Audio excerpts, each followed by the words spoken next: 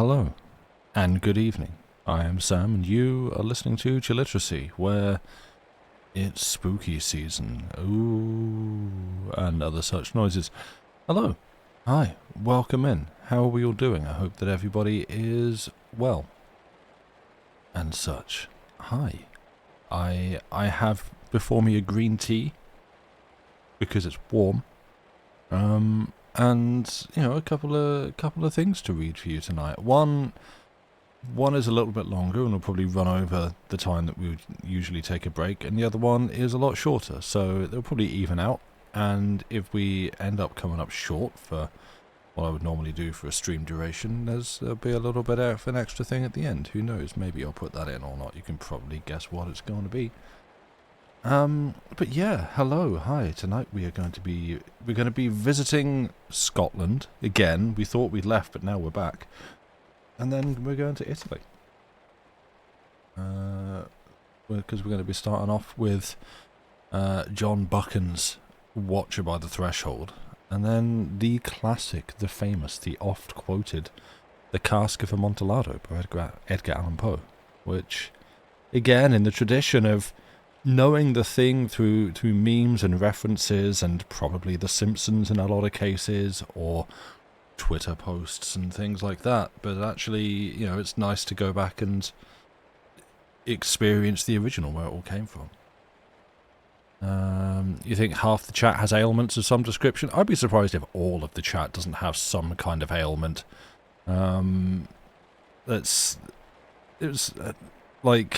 I'm not trying to be dismissive of that. You're absolutely right. Yeah, it sounds like everyone's having a rough time. That's more just kind of put me in mind of a just a remark, observation, I guess, made by the author Jason Pargin, but also apparently famous, and much followed and watched TikTok star Jason Pargin, who wrote John Dies at the End and a bunch of other stuff, and also made his reputation writing articles and being like the editor, like cracks.com, who I just remember a while back just sort of noting that I think it's like statistically, I say statistically, and then it's going to be like most, I don't know the exact number, so it's no good actually citing it without the reference, but it was something like, I don't know, a third to half the people that you encounter in a day are probably dealing with some kind of chronic pain. And I say this purely in the knowledge that I expect some number of people in this chat, in these various communities that we inhabit, are not unfamiliar with some kind of chronic pain or ailment. And if you encounter someone who seems particularly grumpy, short, terse, in other ways like mean or dismissive of you, there's a high likelihood that they're experiencing some kind of chronic ailment that could be having an effect on their mood. Because I know, for me, when I have some kind of pain, even if it's not like active and conscious and like always at the forefront of my mind, it's still there lurking in the background and can affect my mood. I'm trying to think of recent examples, but yeah, just basically, it seems like a fairly safe assumption as you go through each day to expect that most people around you are, dealing with some kind of ailment or pain. Hi, I dragged myself onto this topic. How are you? You'll be listening to this mostly on the VOD for sure. That's completely fine. It helps the numbers on YouTube. That's all good. I'll probably be listening live. Probably doing a puzzle. People want to join? Yeah, feel free to click over and join in that puzzle. I don't know what puzzle you're doing, but I'm sure that it's a good one. I've not done an online puzzle in a long time. That's something that Lucy and I got very much into last year off the back of Billiam streams. And then when the original site that was doing it shut down, we stopped, and then thought about going over to the new one. But just for whatever reason didn't. But yeah, you ate too much now, feeling a bit queasy. Yeah, I think I've managed to stop myself before hitting that point, but I did have quite a lot of food available to me for dinner this evening, and it wasn't as long ago as I would like to leave a gap between eating and streaming. So that's probably going to affect me at some point during the stream, and I'll be riding that mute button, so that I don't gross everyone out that's listening. Site using lets you upload your own picture. Yeah, so did the one on, so did the old one. Let's say the new one, the Jiggy.fun, is basically the other one, to the point that I think they kind of like just ripped off all the code or something and redid it, which I think was partly what put me off. It's like, did you not just wholesale take someone else's thing? Which, I never like seeing. It's not nice. But I don't want to make anyone else feel bad for using it. You do your thing, that's fine. Everyone's dealing with something. It was just, we were all talking about sickness and health and stuff. Yes, exactly. Yeah, I didn't want to like take that you're saying, like, and now I'm going to wax lyrical with some assumed philosophy about the world that I cannot back up with any evidence or statistics. Yeah. Next I'll start talking in the easily edited TikTok cadence, and we're just doing that instead. But yeah. The old one didn't let you copy paste pictures, you think? So in that way it's one to be better. Okay, fair enough. I mean, I would just like save the pictures locally and then upload them, but yeah. Yeah, no, have fun doing the jigsaws. It's a good thing. Yeah, anything else to say? I don't think, well, I don't know. I know that Lucy's not going to be around this evening because she has already told me she is very tired and going to bed. But, feel free to, wait a second, let me put, hang on, let's just, there we go, let's do that. If anyone, since we can troll her, and she's not even here to complain about it, so that's great. But no, it sounds like it's going well where she is, doing the things, which I'm sure you're happy to know. Safe to do for once, exactly. It's safe. Click that, do that. But yeah, I don't know what else I have to say.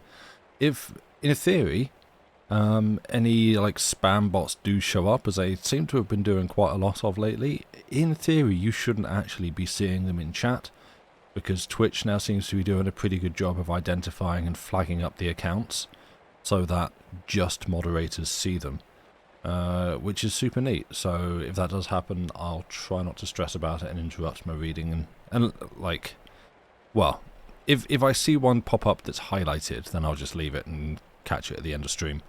But yeah, otherwise, yeah, all good. Yeah, they've actually, hats off, credit where it's due. They actually seem to have been picking those up, so that's good to see.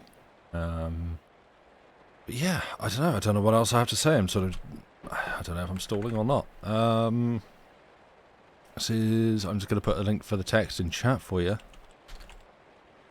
So watcher by the threshold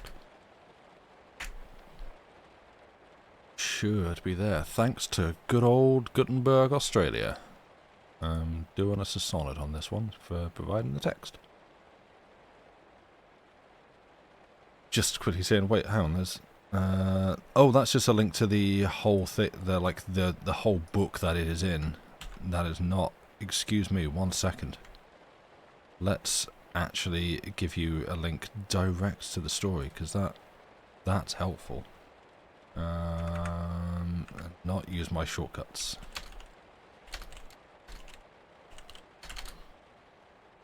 There, that's the one we actually want. Hold up. Unpin. And then pin. Is it recently on another channel you modified, which seems to be doing a good job for a change? Oh yeah. Yeah, I feel like, I don't know, it's like on like spam bot detection and stuff like that, there's always going to be like obvious cases that you can look at as a person and go, oh yeah, that's a bot. But when you're trying to automate that system, you have to you're always going to have to decide where what side of the line you're going to err on. Like you're either going to have to ban, you will either end up like catching and banning legitimate accounts, or letting ones through that you want to catch. Like it's never going to be perfect, so you're always going to have to fall on one side or the other. And on that, I always respect falling on the more cautious side of letting some through that the channels and the moderators have to deal with themselves, rather than banning people who are, for whatever reason, posting something legit and being flagged up and caught out as bots. So, like, yeah, I tend to assume, unless there's like evidence otherwise, that, you know, they're doing their best with the resources they have. That's probably naive on my part. I can be. I'm not gonna lie. I tend to assume good faith often where it's not always warranted. But yeah, that's the outlook that I try to hold on that sort of thing. That, you know, they're probably trying to do a better job than we think, with a much harder task than we expect. So yeah, I don't know. That's just me. I'm not trying to start anyone. Puzzle website refuses to load for you. Oh no. Oh, you complained that it worked. Oh yay. Good. Okay, I guess complain away. Complaints work, they get things done. We have proof. They're in chat. Right. My tea's getting low, but it's also getting a little bit cold. Twitch in general seems to work quite well. Yeah, like, it's a pretty sizable thing that they do. Like, all the, frankly, millions of hours. Like, I was just trying to think, like, what magnitude do I pick that's not understating it? Settled on millions, and even then I'm like, nah, it's probably more than that, of hours of video footage that they, like, host and redistribute and archive for everybody is kind of wild, actually, to think about the scope and scale of it. And I know if I say, and they do it for free, someone will go, oh, well, actually, there's advertising. Yeah, there is advertising, but I don't have to pay a penny to use that service and to stream like this right now. Like, it's often a bit of a poor experience on the mobile. Yes, no, the mobile app is something I wish they would change, because, well, yeah, for one, the new changes they've made to the following page, like to when you just want to actually scroll through a list of channels in an order that you can choose and find the one that you're looking for, they have nerfed that functionality into the ground, and I hate that. I will complain about that. That's completely right. The additional, like, payment nonsense that has gone on through the Twitch mobile app is not their fault, as far as I can tell, because, like, as in putting an extra charge onto subscriptions. That is because the stores, Apple and Google, now, I believe, have, like, a legal right to claim that, because it is a transaction taking place on an application that they, while they've distributed it for free, it's gone through their store, they are now entitled to add a charge onto that as well.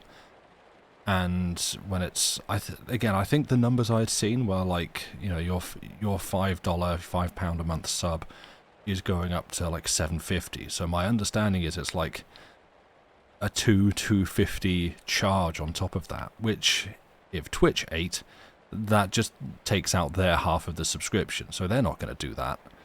I don't blame them for not doing that. It's the stores that are, like, whacking this huge fee on top. Like, that's annoying. That makes me angry, but it's not really within their control.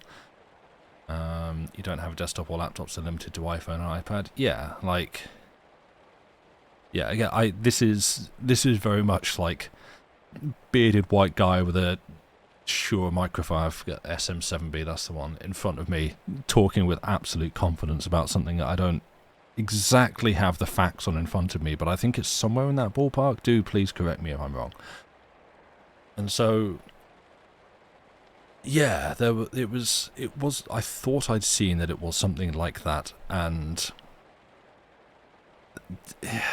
yeah, so, like, yeah, ding the mobile app for its legit flaws, and yeah, the change to the sort of Instagram or TikTokification of it, of, hey, here's a list of things that you follow, we want you to watch this one.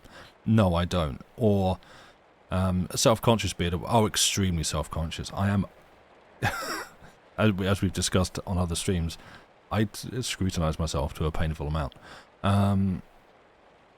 This is just turning into a podcast stream, sorry. What was I saying? Yeah, like, and the bug that the mobile app had as well, where just at random, it would jump you to another channel, and it wasn't even necessarily a channel that you followed. It was just like it was going, I'd like you to watch this now. And you're like, I don't, what? No, who, what, why? No, I don't know who this is. I don't want to watch them. I want to watch a channel that I follow because I follow them because I want to watch them. And it's like, no, you can't. You'll watch this. And yeah, that was bad. That was annoying. That was frustrating. I didn't like that.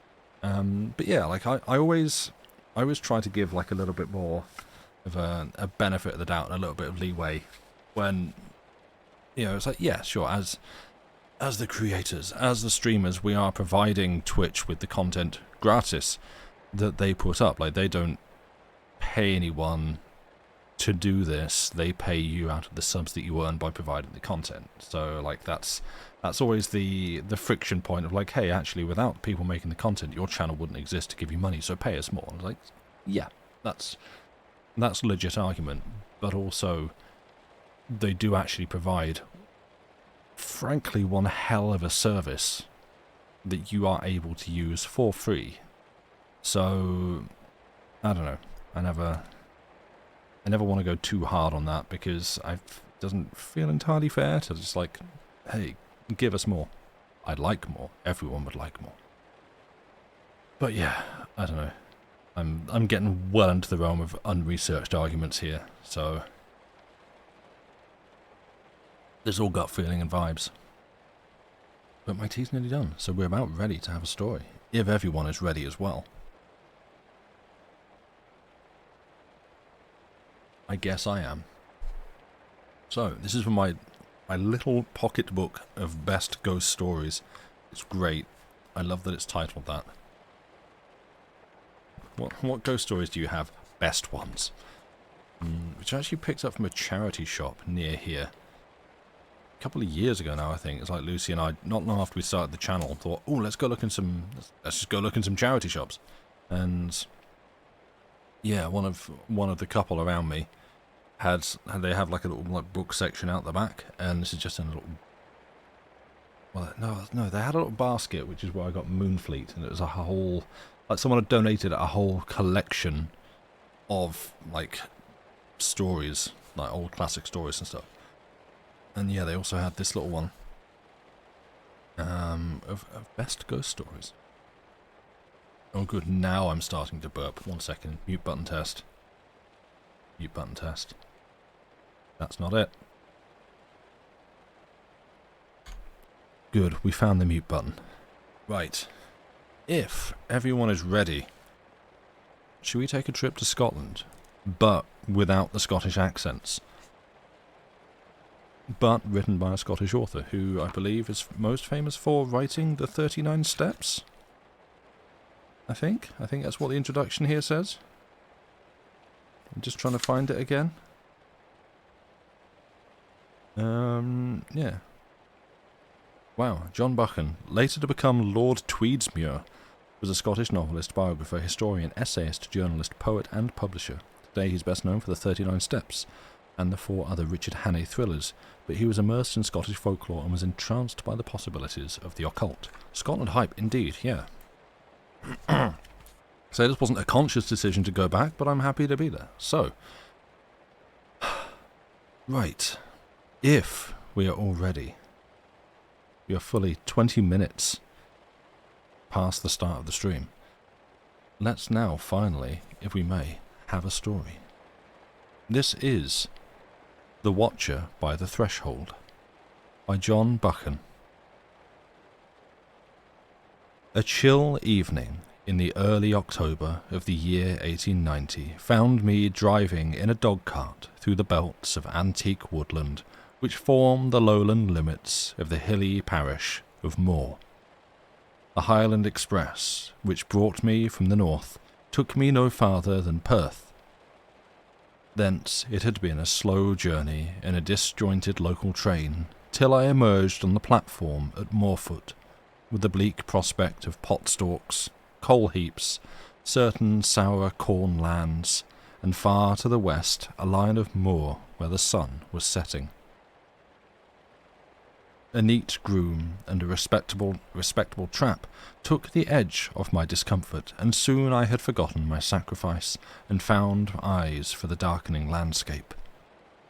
We were driving through a land of thick woods, cut at rare intervals by long-frequented highways. The moor, which at Moorfoot is an open sewer, became a sullen woodland stream where the brown leaves of the season drifted. At times we would pass an ancient lodge, and through a gap in the trees would come a glimpse of chipped crowstep gable. The names of such houses, as told me by my companion, were all famous. This one had been the home of a drunken Jacobite laird and a kind of north country medmenham. Unholy revels had waked the old halls, and the devil had been toasted at many a hellfire dinner. The next was the property of a great Scots law family, and there the old Lord of Session, who built the place in it. Excuse me, choking on something, 1 second. And I'm back. Who built the place in his frowsy wig and carpet slippers, had laid down the canons of taste for his day and society. The whole country had the air of faded and bygone gentility. The mossy roadside walls had stood for 200 years. A few wayside houses were toll bars or defunct hostelries. The names, too, were great. Scots baronial with a smack of France, Chattelray and River Slaw, Blackholm and Fontainebleau. The place had a cunning charm, mystery dwelt in every cranny, and yet it did not please me. The earth smelt heavy and raw, the roads were red underfoot, all was old, sorrowful and uncanny. Compared with the fresh Highland glen I had left, where wind and sun and flying showers were never absent, all was chilly and dull and dead. Even when the sun sent a shiver of crimson over the crests of certain firs, I felt no delight in the prospect. I admitted shamefacedly to myself that I was in a very bad temper. I had been staying at Glenacill with the Clanroydens for a week, and for a week had found the proper pleasure in life. You know the house with its old rooms and gardens, and the miles of heather which defend it from the world.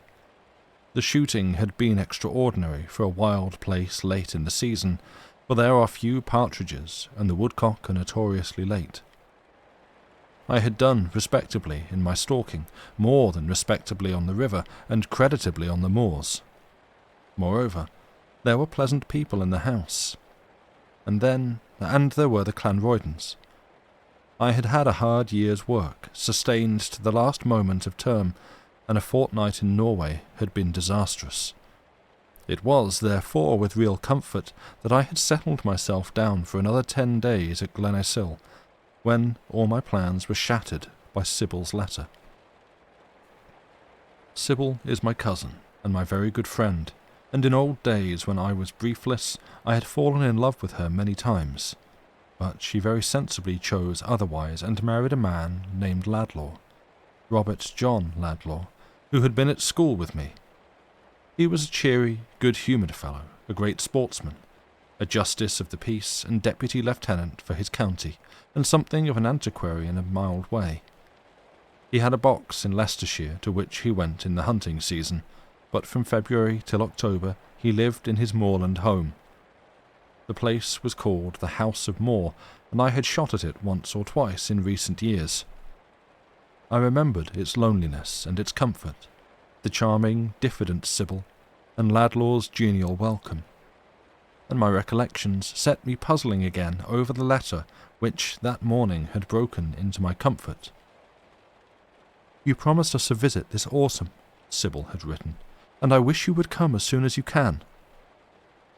So far, common politeness. But she had gone on to reveal that Ladlaw was ill. She did not know how, exactly, but something she thought about his heart. Then she had signed herself my affectionate cousin, and then had come a short, violent postscript in which, as it were, the fences of convention had been laid low. "For heaven's sake, come and see us," she scrawled below. "Bob is terribly ill, and I am crazy.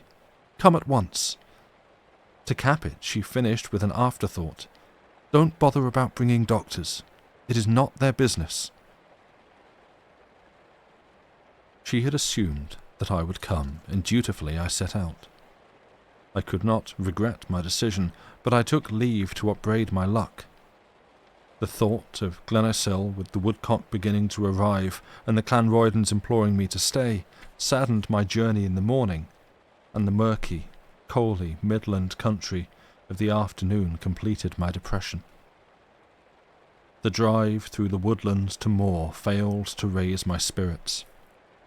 I was anxious about Sybil and Ladlaw, and this accursed country had always given me a certain eeriness on my first approaching it. You may call it silly, but I have no nerves and am little susceptible to vague sentiment. It was sheer physical dislike of that rich, deep soil, the woody and antique smells, the melancholy roads and trees, and the flavour of old mystery. I am aggressively healthy and wholly Philistine. I love clear outlines and strong colours, and Moor with its half-tints and hazy distances depressed me miserably. Even when the road crept uphill and the trees ended, I found nothing to hearten me in the moorland which succeeded. It was genuine moorland, close on 800 feet above the sea, and though it ran this old grass-grown through it ran this old grass-grown coach road. Low hills rose to the left, and to the right, after some miles of peat, flared the chimneys of pits and oil works. Straight in front of the moor ran out into the horizon. And there in the centre was the last dying spark of the sun. The place was as still as the grave, save for the crunch of our wheels on the grassy road, but the flaring light to the north seemed to endow it with life. I have rarely had so keenly the feeling of movement in the inanimate world. It was an unquiet place, and I shivered nervously. Little gleams of loch came from the hollows. The burns were brown with peat, and every now and then there rose in the moor jags of sickening red stone. I remembered that Ladlaw had talked about the place as the old Mannan, the holy land of the ancient races. I had paid little attention at the time, but now it struck me that the old peoples had been wise in their choice. There was something uncanny in this soil and air, framed in dank, mysterious woods and a country of coal and ironstone. At no great distance from the capital city, it was a sullen relic of a lost barbarism. Over the low hills lay a green pastoral country with bright streams and valleys, but here, in this peaty desert, there were few sheep and little cultivation. The house of Moor was the only dwelling, and, save for the ragged village, the wilderness was given over to the wild things of the hills. The shooting was good, but the best shooting on earth would not persuade me to make my abode in such a place. Ladlaw was ill. Well, I did not wonder. You can have uplands without air, moorlands that are not health-giving, and a country life which is more arduous than a townsman's. I shivered again, for I seemed to have passed in a few hours from the open noon to a kind of dank twilight. We passed the village and entered the lodge gates. Here there were trees again, little, innocent, new-planted firs which flourished ill. Some large plane trees grew near the house, and there were thickets upon thickets of the ugly elderberry. Even in the half-darkness I could see that the lawns were trim and the flower-beds respectable for the season. Doubtless Sybil looked after the gardeners. The oblong, whitewashed house, more like a barrack than ever, opened suddenly on my sight, and I experienced my first sense of comfort since I left Glenisil. Here I should find warmth and company, and sure enough the hall door was wide open, and in the great flood of light which poured from it, Sybil stood to welcome me. She ran down the steps as I alighted, and, with a word to the groom, caught my arm and drew me into the shadow. "Oh, Henry, it was so good of you to come. You mustn't let Bob think that you know he is ill. We don't talk about it. I'll tell you afterwards. I want you to cheer him up. Now we must go in, for he is in the hall expecting you." While I stood blinking in the light, Ladlaw came forward, and with outstretched hand and his usual cheery greeting. I looked at him, and saw nothing unusual in his appearance. A little drawn at the lips, perhaps, and heavy below the eyes, but still fresh-coloured and healthy. It was Sybil who showed change. She was very pale. Her pretty eyes were deplorably mournful, and in place of her delightful shyness there were the self-confidence and composure of pain. I was honestly shocked, and as I dressed, my heart was full of hard thoughts about Ladlaw. What could his illness mean? He seemed well and cheerful, while Sybil was pale, and yet it was Sybil who had written the postscript.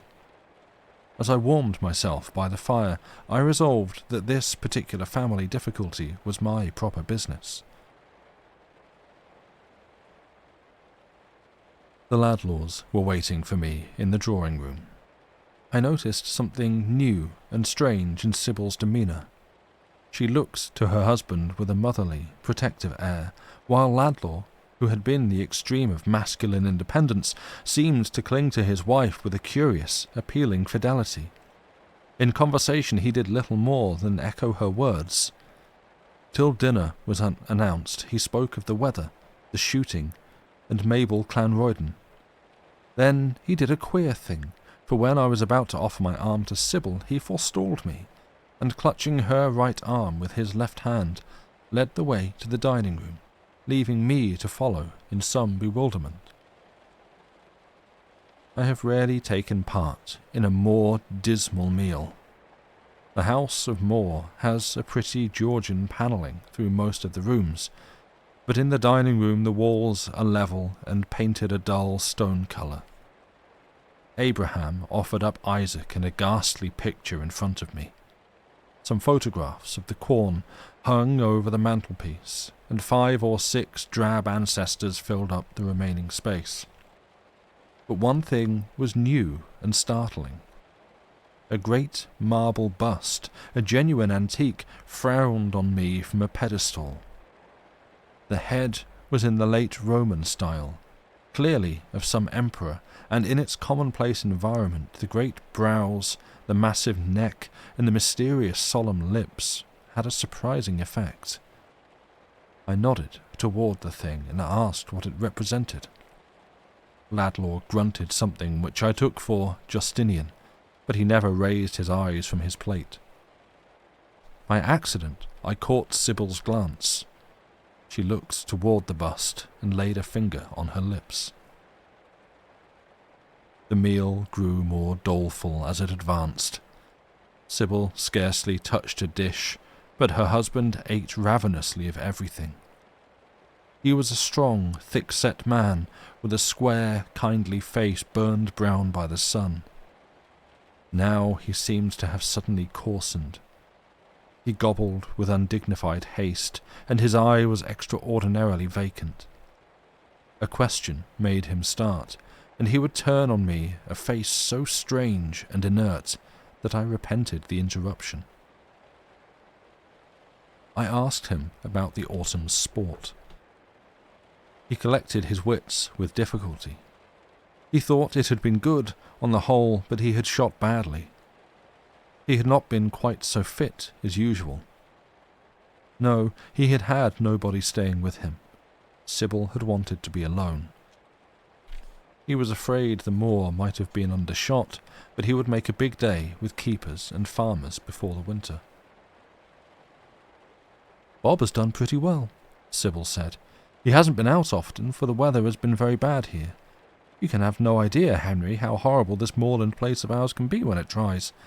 It is one great sponge sometimes, with ugly red burns and mud to the ankles." "I don't think it's healthy," said I. Ladlaw lifted his face. "No, nor do I. I think it's intolerable, but I am so busy I can't get away." Once again I caught Sybil's warning eye as I was about to question him on his business.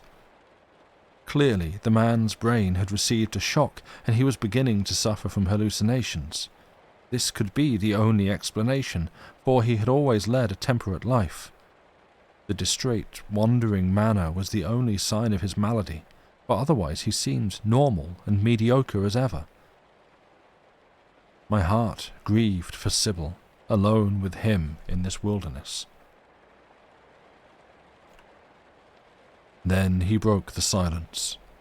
He lifted his head and looked nervously around till his eye fell on the Roman bust. "Do you know that this countryside is the old Manan?" he said.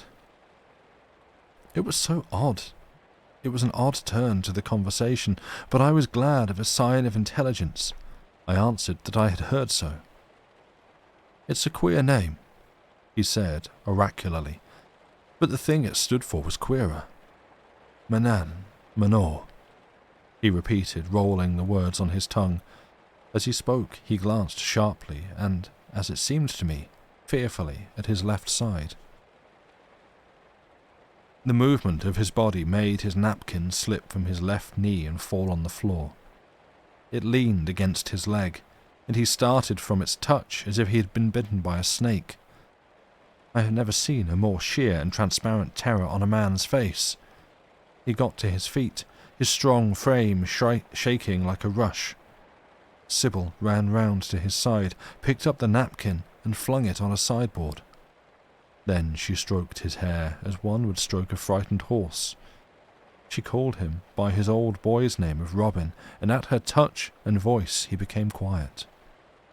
But the particular course then in progress was removed, untasted. In a few minutes he seemed to have forgotten his behaviour, for he took up the former conversation. For a time he spoke well and briskly. "Your lawyers," he said, "you lawyers," he said, "understand only the dry framework of the past. You cannot conceive the rapture, which only the antiquary can feel, of constructing in every detail an old culture. Take this, Manan.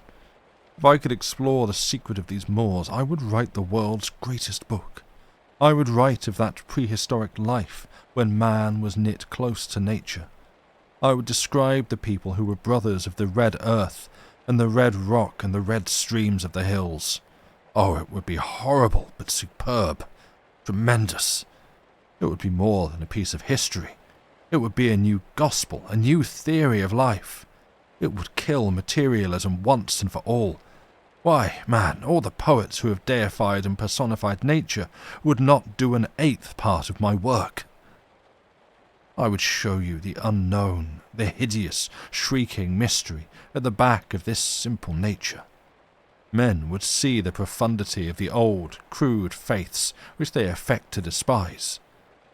I would make a picture of our shaggy, sombre-eyed forefather who heard strange things in the hill silences. I would show him brutal and terror-stricken, but wise, wise, God alone knows how wise. The Romans knew it, and they learned what they could from him, though he did not tell them much. But we have some of his blood in us, and we may go deeper.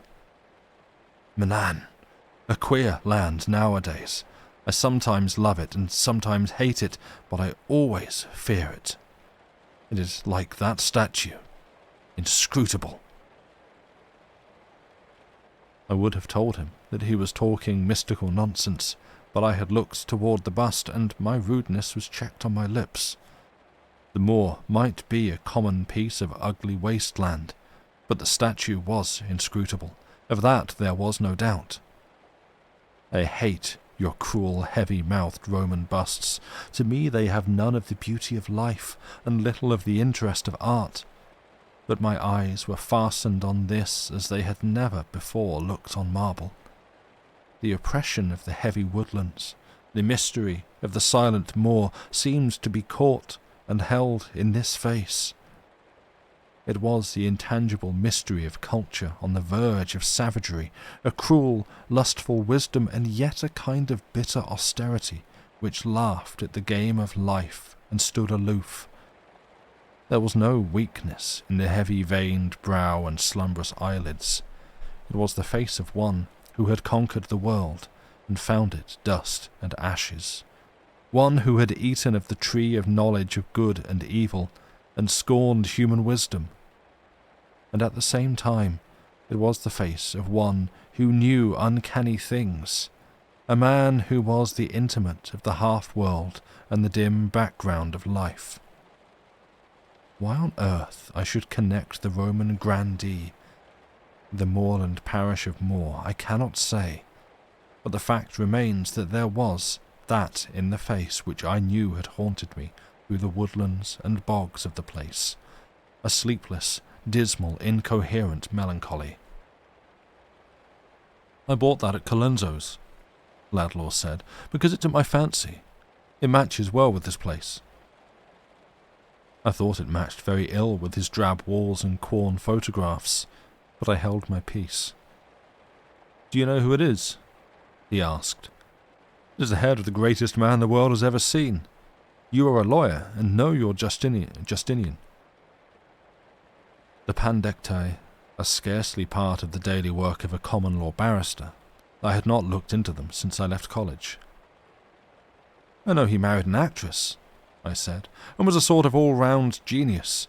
He made law and fought battles and had rows with the church. Curious man. And wasn't there some story about his selling his soul to the devil and getting law in exchange? Rather a poor bargain." I chattered away, sillily enough to dispel the gloom of that dinner table. The result of my words was unhappy. Ladlaw grasped and caught at his left side as if in pain. Sybil, with tragic eyes, had been making signs to me to hold my peace. Now she ran round to her husband's side and comforted him like a child. As she passed me, she managed to whisper in my ear to talk to her only and let her husband alone. For the rest of dinner, I obeyed my orders to the letter. Ladlaw ate his food in gloomy silence while I spoke to Sybil of our relatives and friends, of London, Glenacill, and any random subject. The poor girl was dismally forgetful, and her eye would wander to her husband with wifely anxiety. I remember being suddenly overcome by the comic aspect of it all. Here were we 3 fools alone in the dank upland, one of us sick and nervous, talking out-of-the-way nonsense about Manan and Justinian, gobbling his food and getting scared at his napkin. Another, gravely anxious, and myself at my wits' end for a solution. It was a mad tea party with a vengeance. Sybil, the melancholy little dormouse, and Ladlaw, the incomprehensible hatter. I laughed aloud, but checked myself when I caught my cousin's eye. It was really no case for finding humour. Ladlaw was very ill, and Sybil's face was getting deplorably thin. I welcomed the end of that meal with unmannerly joy, for I wanted to speak seriously with my host. Sybil told the butler to have the lamps lighted in the library. Then she leaned over toward me and spoke low and rapidly. "If you want to talk with Bob, I'm sure you can do him good. You'll have to be very patient with him and very gentle. Oh, please try to find out what is wrong with him. You won't tell me, and I can only guess." The butler returned with word that the library was ready to receive us, and Sybil rose to go. Ladlaw half rose, protesting, making the most curious feeble clutches to his side. His wife quieted him. "Henry will look after you, dear," she said. "You are going into the library to smoke." Then she slipped from the room, and we were left alone. He caught my arm fiercely with his left hand, and his grip nearly made me cry out. As we walked down the hall, I could feel his arm twitching from the elbow to the shoulder. Clearly he was in pain, and I set it down to some form of cardiac affection which might possibly issue in paralysis. I settled him in the biggest armchair and took one of his cigars. The library is the pleasantest room in the house, and at night, when a peat fire burned on the old hearth and the great red curtains were drawn, it used to be the place for comfort and good talk. Now I noticed changes. Ladlaw's bookshelves had been filled with the proceedings of antiquarian societies and many light-hearted works on sport.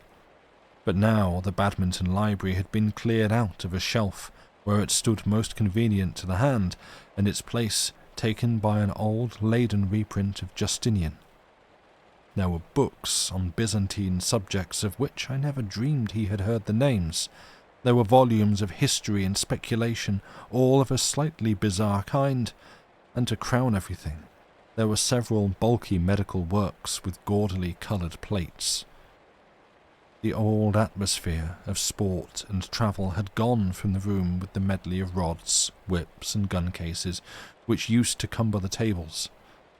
Now the place was moderately tidy and somewhat learned, and I did not like it. Ladlaw refused to smoke and sat for a little while in silence. Then, of his own accord, he broke the tension. "It was devilish good of you to come, Harry. This is a lonely place for a man who is a bit seedy." "I thought you might be alone," I said, "so I looked you up on my way down from Glenacill. I'm sorry to find you feeling ill." "Do you notice it?" he asked sharply. "It's tolerably patent," I said. "Have you seen a doctor?" He said something uncomplimentary about doctors and kept looking at me with his curious dull eyes. I remarked the strange posture in which he sat, his head screwed round to his right shoulder and his whole body a protest against something at his left hand. "It looks like heart," I said. "You seem to have pains in your left side." Again a spasm of fear. I went over to him and stood at the back of his chair. "Now, for goodness sake, my dear fellow, tell me what is wrong. You're scaring Sybil to death. It's lonely work for the poor girl, and I wish you would let me help you." He was lying back in his chair now, with his eyes half shut and shivering like a frightened colt. The extraordinary change in one who had been the strongest of the strong kept me from realizing his gravity. I put a hand on his shoulder, but he flung it off. "For God's sake, sit down," he said hoarsely. "I'm going to tell you, but I'll never make you understand." I sat down promptly opposite him. "It's the devil," he said very solemnly. I am afraid that I was rude enough to laugh. He took no notice, but sat with the same tense, miserable air, staring over my head. "Right," said I. "Then it is the devil. It's a new complaint, so it's as well I did not bring a doctor. How does it affect you?" He made the old impotent clutch at the air with his left hand. I had the sense to become grave at once. Clearly this was some serious mental affection, some hallucination born of physical pain. Then he began to talk in a low voice very rapidly, with his head bent forward like a hunted animal's. I am not going to set down what he told me in his own words, for they were incoherent often, and there was much repetition. But I am going to write the gist of the odd story which took my sleep away on that autumn night, with such explanations and additions I think needful. The fire died down, the wind arose, the hour grew late, and still he went on in his mumbling recitative. I forgot to smoke, forgot my comfort, everything but the odd figure of my friend and his inconceivable romance. And the night before I had been in cheerful Glenacill. He had returned to the House of Moore, he said, in the latter part of May, and shortly after he fell ill. It was a trifling sickness, influenza or something, but he had never quite recovered. The rainy weather of June depressed him, and the extreme heat of July made him listless and weary. A kind of insistent sleepiness hung over him, and he suffered much from nightmares. Toward the end of July his former health returned, but he was haunted with a curious oppression. He seemed to himself to have lost the art of being alone. There was a perpetual sound in his left ear, a kind of moving and rustling at his left side, which never left him by day or night. In addition, he had become the prey of nerves and an insensate dread of the unknown. Laidlaw, as I have explained, was a commonplace man, with fair talents, a mediocre culture, honest instincts, and the beliefs and incredulities of his class. On abstract grounds, I should have declared him an unlikely man to be the victim of hallucination. He had a kind of dull bourgeois rationalism which used to find reason for all things in heaven and earth, and first he controlled his dread with proverbs. He told himself it was the sequel of his illness, or the light-headedness of summer heat on the moors. But it soon outgrew his comfort. It became a living second presence, an alter ego which dogged his footsteps. He grew acutely afraid of it. He dared not be alone for a moment, and clung to Sybil's company despairingly. She went off for a week's visit at the beginning of August, and he endured for 7 days the tortures of the lost. The malady advanced upon him with swift steps. The presence became more real daily. In the early dawning, in the twilight, and in the first hour of the morning, it seemed at times to take a visible bodily form. A kind of amorphous, featureless shadow would run from his side into the darkness, and he would sit palsied with terror. Sometimes, in lonely places, his footsteps sounded double, and something would brush elbows with him. Human society alone exercised it. With Sybil at his side, he was happy. But as soon as she left him, the thing came slinking back from the unknown to watch by him. Company might have saved him, but joined to his affliction was a crazy dread of his fellows. He would not leave his moorland home, but must bear his burden alone among the wild streams and mosses of that dismal place. The 12th came, and he shot wretchedly, for his nerve had gone to pieces. He stood exhaustion badly, and became a dweller about the doors. But with this bodily inertness came an extraordinary intellectual revival. He read widely in a blundering way, and he speculated unceasingly. It was characteristic of the man that as soon as he left the paths of the prosaic, he should seek the supernatural in a very concrete form. He assumed that he was haunted by the devil, the visible, personal devil in whom our fathers believed. He waited hourly for the shape at his side to speak, but no words came. The accuser of the brethren in all but tangible form was his ever-present companion. He felt, he declared, the spirit of old evil entering subtly into his blood. He sold his soul many times over. Indeed, there was no possibility of resistance. It was a visitation more undeserved than Job's, and 1,000-fold more awful. For a week or more he was tortured with a kind of religious mania. When a man of a healthy, secular mind finds himself adrift on the terrible ocean of religious troubles, he is peculiarly helpless, for he has not the most rudimentary knowledge of the winds and tides. It was useless to call up his old carelessness. He had suddenly dropped into a new world where old proverbs did not apply. And all the while, mind you, there was the shrinking terror of it, an intellect all alive to the torture and the most unceasing physical fear. For a little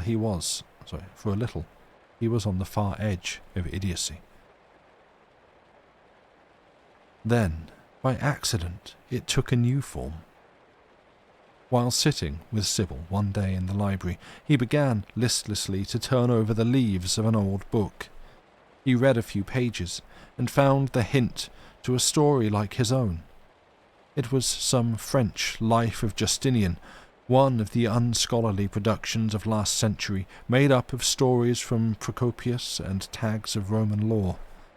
Here was his own case written down in black and white, and the man had been a king of kings. This was a new comfort, and for a little, strange though it may seem, he took a sort of pride in his affliction. He worshipped the great emperor and read every scrap he could find on him, not excepting the Pandecte and the Digesta. He sent for the bust in the dining room, paying a fabulous price. Then he settled himself to study his imperial prototype, and the study became an idolatry. As I have said, Laidlaw was a man of ordinary talents, and certainly of meagre imaginative power. And yet, from the lies of the secret history and the crudities of German legalists, he had constructed a marvellous portrait of a man. Sitting there in the half-lighted room, he drew the picture. The quiet, cold man with his inheritance of Dacian mysticism, holding the great world in fee, giving it law and religion, fighting its wars, building its churches, and yet all the while intent upon his own private work of making his peace with his soul. The churchman and warrior whom all the world worshipped, and yet one going through life with his lip quivering. He watched by the threshold, ever at the left side. Sometimes, at night, in the great brazen palace, warders heard the emperor walking in the dark corridors alone, and yet not alone. For once, when a servant entered with a lamp, he saw his master with a face as of another world, and something beside him which had no face or shape, but which he knew to be that hoary evil which is older than the stars. Crazy nonsense. I had to rub my eyes to assure myself I was not sleeping. No, there was my friend, with his suffering face, and this was the library of Moore.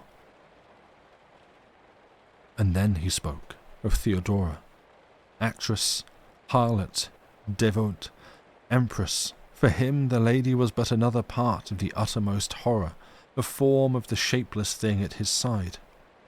I felt myself falling under the fascination.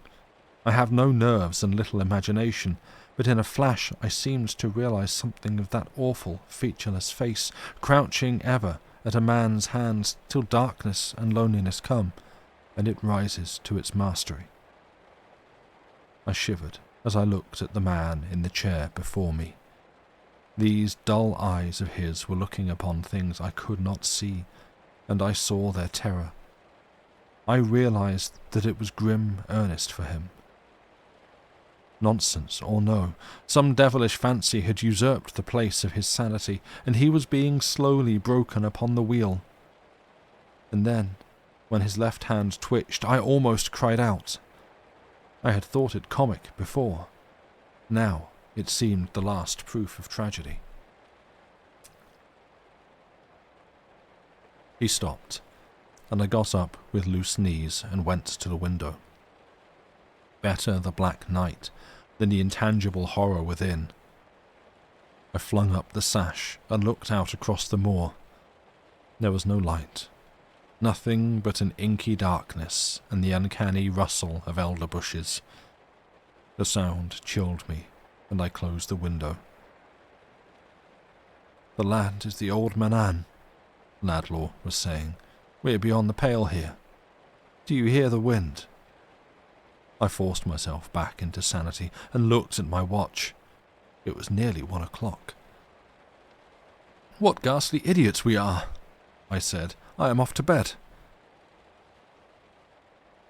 Laidlaw looked at me helplessly. "For God's sake, don't leave me alone," he moaned. "Get Sybil." We went together back to the hall while he kept the same feverish grasp on my arm.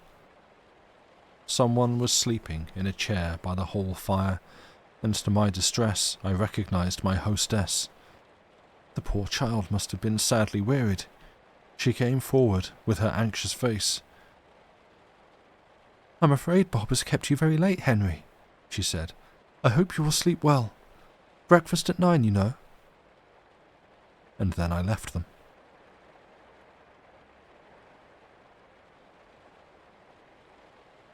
Over my bed there was a little picture, a reproduction of some Italian work of Christ and the demonic. Some impulse made me hold my candle up to it.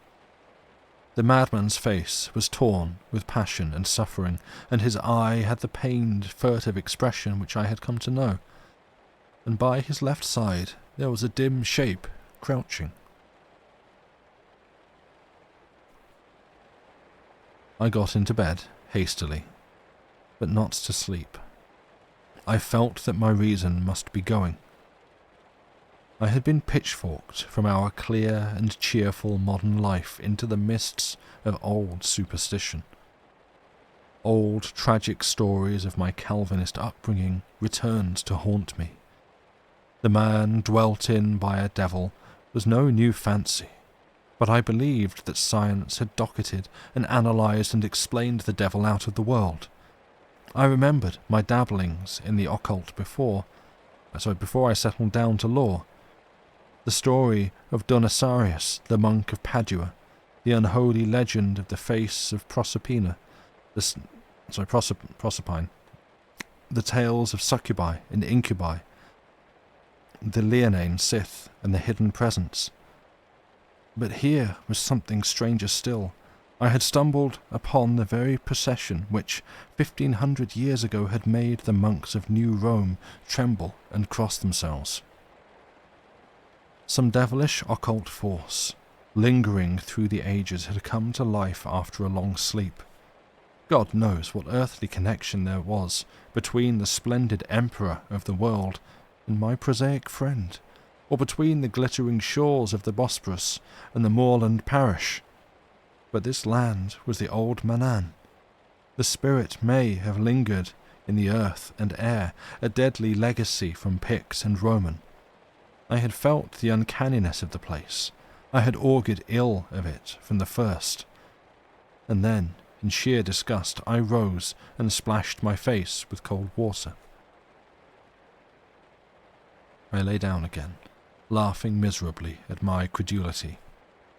That I, the sober and rational, should believe in this crazy fable was too palpably absurd. I would steel my mind resolutely against such harebrained theories. It was a mere bodily ailment. Liver out of order, weak heart, bad circulation, or something of that sort. At the worst, it might be some affection of the brain, to be treated by a specialist. I vowed to myself that next morning the best doctor in Edinburgh should be brought to Moor. The worst of it was that my duty compelled me to stand my ground. I foresaw the few remaining weeks of my holiday blighted. I should be tied to this moorland prison, a sort of keeper and nurse in one, tormented by silly fancies. It was a charming prospect, and the thought of Glenacill and the woodcock made me bitter against Ladlaw. But there was no way out of it. I might do Ladlaw good, and I could not have Sybil worn to death by his vagaries. My ill nature comforted me, and I forgot the horror of the thing in its vexation. After that, I think I fell asleep and dozed uneasily till morning. When I woke, I was in a better frame of mind. The early sun had worked wonders with the moorland. The low hills stood out fresh-coloured and clear against a pale October sky. The elders sparkled with frost. The raw film of morn was rising from the little loch in tiny clouds. It was a cold, rousing day, and I dressed in good spirits and went down to breakfast. I found Ladlaw looking ruddy and well, very different from the broken man I remembered of the night before. We were alone, for Sybil was breakfasting in bed. I remarked on his ravenous appetite, and he smiled cheerily. He made 2 jokes during the meal. He laughed often, and I began to forget the events of the previous day. It seemed to me that I might still flee from Moore with a clear conscience. He had forgotten about his illness. When I touched distantly upon the matter, he showed a blank face. It might be that the affection had passed. On the other hand, it might return to him at the darkening. I had no means to decide. His manner was still a trifle distrait and peculiar, and I did not like the dullness in his eye. At any rate, I should spend the day in his company, and the evening would decide the question. I proposed shooting, which he promptly vetoed.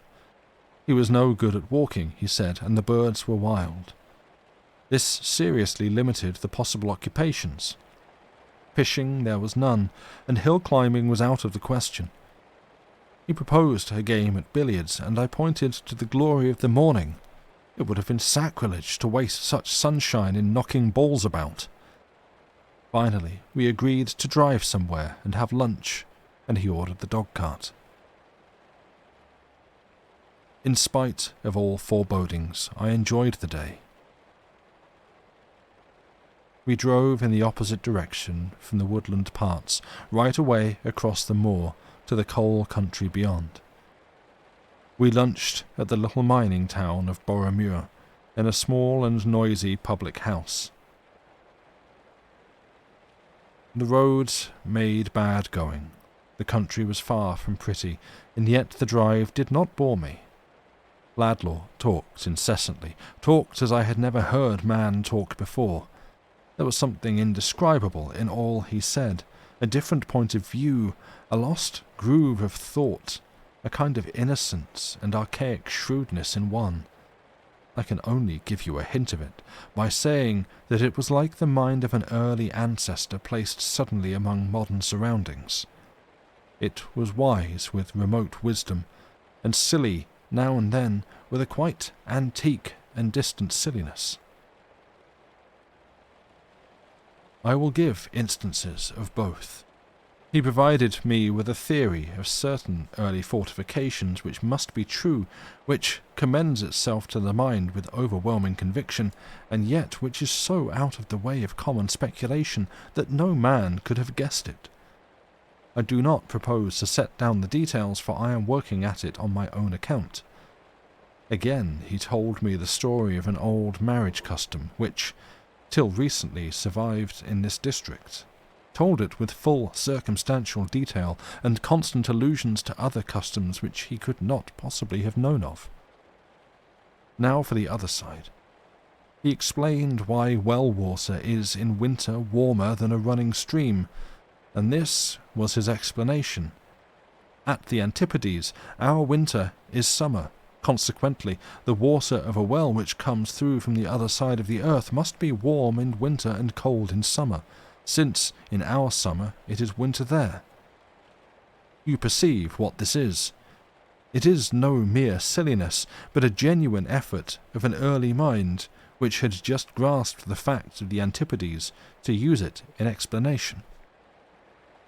Gradually, I was forced to the belief that it was not Laidlaw who was talking to me, but something speaking through him, something at once wiser and simpler.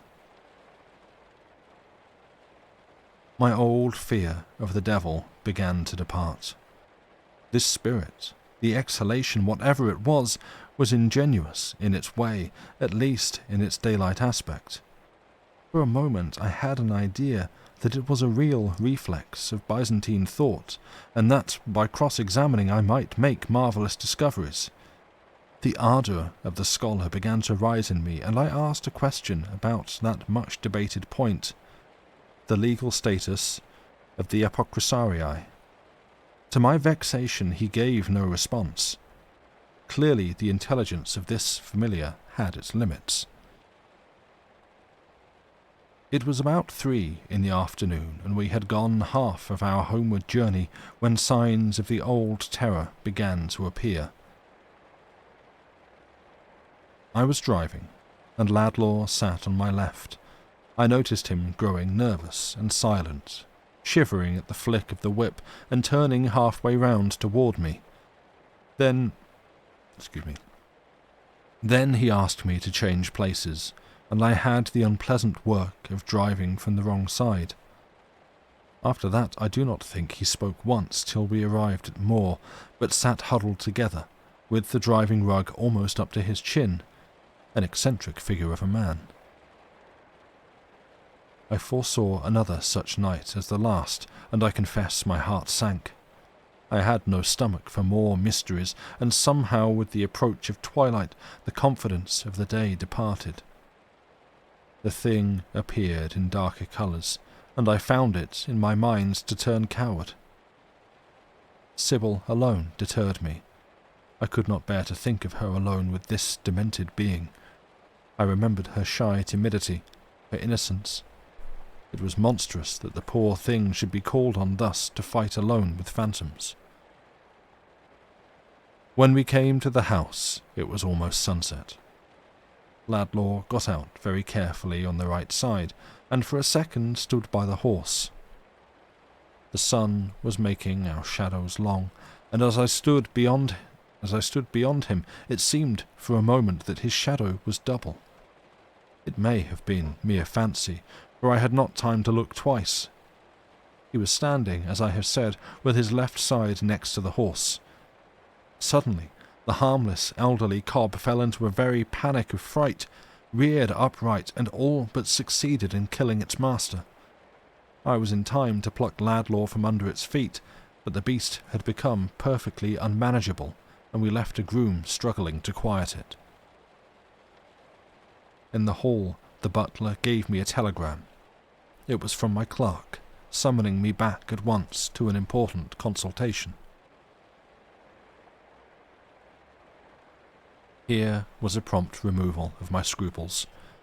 There could be no question of my remaining, for the case was one of the first importance, which I had feared might break off my holiday. The consultation fell in vacation time to meet the convenience of certain people who were going abroad, and there was the most instant demand for my presence. I must go, and at once, and, as I hunted in the timetable, I found that in 3 hours' time a night train for the south would pass Boroughmuir and might be stopped by special wire. But I had no pleasure in my freedom. I was in despair about Sybil, and I hated myself for my cowardly relief.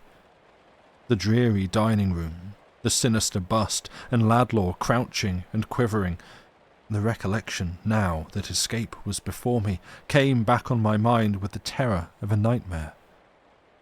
My first thought was to persuade the Ladlaws to come away with me. I had found them both in the drawing-room, Sybil very fragile and pale, and her husband sitting, as usual, like a frightened child in the shadow of her skirts. A sight of him was enough to dispel my hope. The man was fatally ill, mentally, bodily, and who was I to attempt to minister to a mind diseased? But Sybil, she might be saved from the martyrdom. The servants would take care of him, and if need be a doctor might be got from Edinburgh to live in the house. So while he sat with vacant eyes staring into the twilight, I tried to persuade Sybil to think of herself. I am, frankly, a sun-worshipper. It is no taste for arduous duty, so I have no taste for arduous duty, and the quixotic is my abhorrence. I laboured to bring my cousin to this frame of mind. I told her that the first duty was to herself, and that this vigil of hers was beyond human endurance, but she had no ears for my arguments. "While Bob is ill, I must stay with him," she said, always in answer, and then she thanked me for my visit, till I felt a brute and a coward. I strove to quiet my conscience, but it told me always that I was fleeing from my duty. And then, when I was on the brink of a nobler resolution, a sudden, overmastering terror would take hold of me, and I would listen hysterically for the sound of the dog-cart on the gravel. At last it came, and in a sort of fever I tried to say the conventional farewells. I shook hands with Ladlaw, and when I dropped his hand, it fell numbly on his knee. Then I took my leave, muttering hoarse nonsense about having a charming visit and hoping to see them both in town. As I backed to the door, I knocked over a lamp on a small table. It crashed on the floor and went out, and at the sound Ladlaw gave a curious childish cry. I turned, like a coward, ran across the hall to the front door, and scrambled into the dog-cart. The groom would have driven me sedately through the park, but I must have speed or go mad. I took the reins from him and put the horse into a canter. We swung through the gates and out into the moor road, for I could have no peace till the ghoulish elder world was exchanged for the homely ugliness of civilization. Once only I looked back, and there, against the skyline, with a solitary lit window, the house of Moore stood lonely in the red desert. The end. And just in time, because I was able to catch that sneeze. Dave, thank you very much for coming in with the raid. Amrus, thank you very much for distracting me. There were some long pauses in that because I looked up and was like, Geralt of Rivia, what? And then had to look and remind myself what the story was called. The Watcher. Thank you. Thank you for those. Andy Pants also welcome in. Hi everybody. And Harpers too. Hello. Welcome. Yeah, I like that one. It's like, I'm welcome. You're no wait, you're kind of, yeah, okay, fine, welcome in. Yeah, I like that one. Very vibey. Yeah, like it's in many ways it's a very straightforward, obviously this isn't, oh, you've just copied everyone else, because this is written in a time when this stuff was new. But it feels very, very formulaic as ghost stories go. Literally, all I can think of when I'm reading it is the various kind of satirical summaries that you have kind of doing the rounds now, Alistair Beckett King's sort of every ghost story video. There's that, or there was a tweet. I'm going to try and I will do a quarter-assed job of reciting, but it's I have retired to my country estate where I am all alone, apart from the butler, the cook, the cleaner, the gardener, the maid, the everyone else, and also my wife. It's that there's a lot of that kind of vibe of, these kind of stereotypes running through it. I like the, Justinian, the weird emperor that you've chosen to have a bust of here. Let's discuss some of these other details, and we're just gonna try to slip across the table that he sold his soul to the devil in some kind of pact to get something. Anyway, moving on. It's okay, we've got a man sold his soul to the devil, and this guy who seems to idolize this figure who sold his soul to the devil is having some... Okay, it's probably that. Is that the one with Cecil Woods? Since ABK is from the northeast, you were trying to work out if Cecil Woods actually existed. I don't know. I'd need to go and find the video on his channel, to be honest.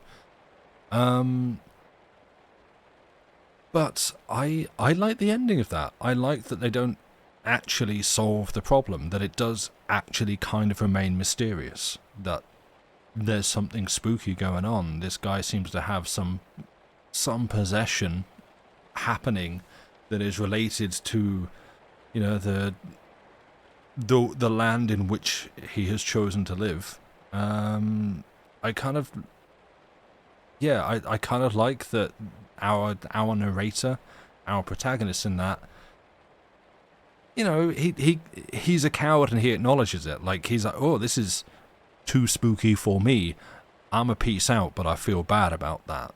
And he was like, hey, Sybil, who firstly is my cousin, but also I totally have a massive crush on my cousin, but dinger she married this other guy, but when he's like, hey, why don't you come away with me?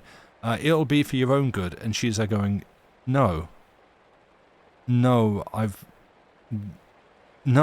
this is my husband, and I'm going to stick with him through whatever weird thing is going on here because he needs my help and support.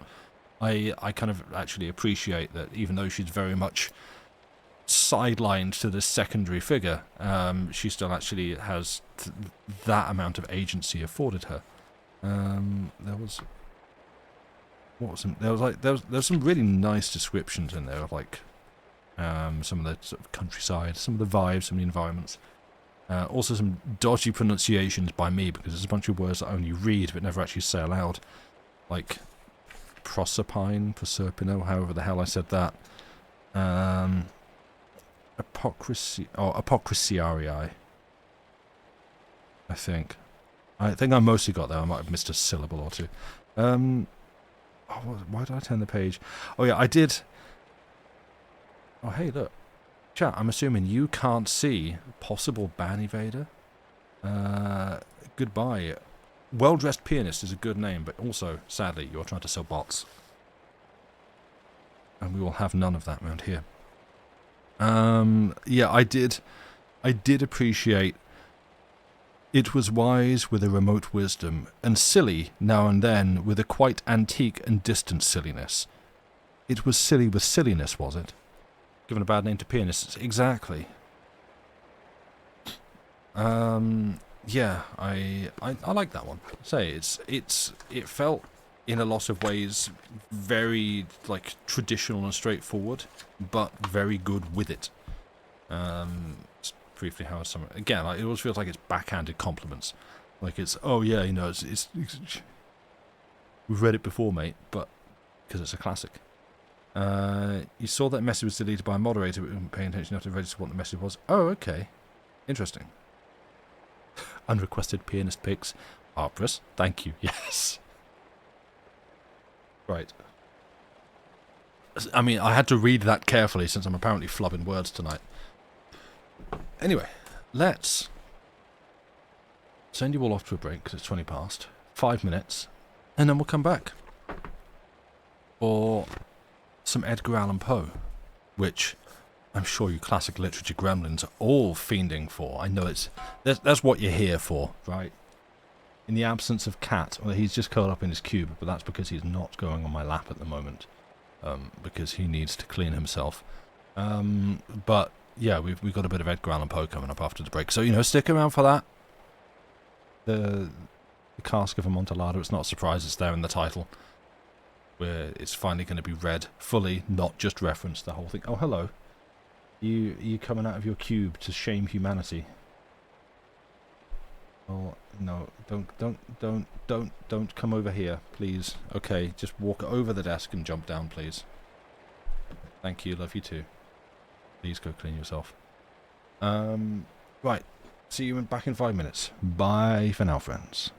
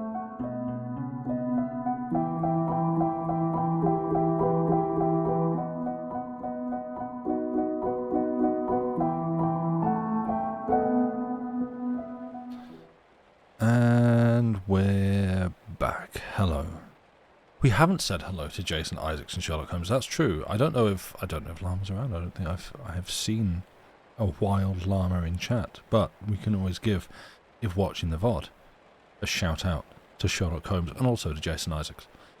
But yeah, we're back. Thank you for still being here after the break. Do I have anything to report? Oh, I can unpin the last text. I can do that.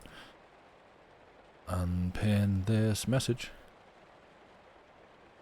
And the next one, which will be the Cask of Amontillado. Now you're ready for some Poe. Excellent. It'll be short, but that's okay.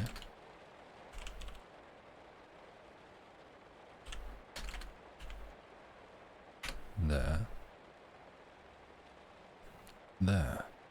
Good. Right. Yeah. Don't know. Do I have anything else?